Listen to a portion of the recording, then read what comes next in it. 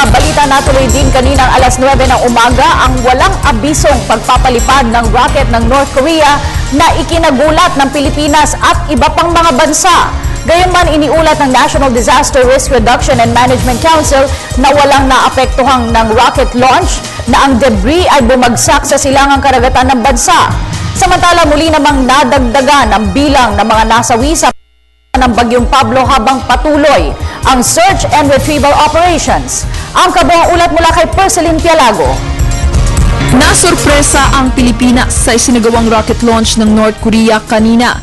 Ayon kay NDRMC Undersecretary Benito Ramos, walang maagang abiso ang pamahalaan ng NOCOR na itutuloy nila ito.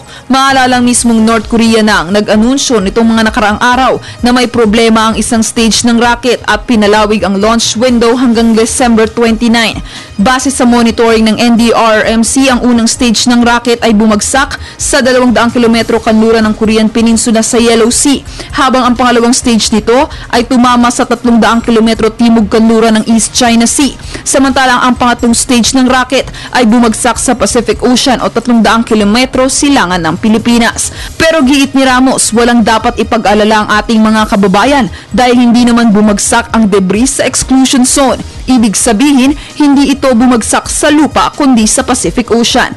Samantala, sa hiwalay na balita, nasa 700 at 4 na po ang bilang ng mga patay dahil kay Bagyong Pablo habang patuloy ang search and retrieval operation sa mahigit 800 at 90 nawawala. Para sa Telebisyon ng Bayan, Perceline Pialago.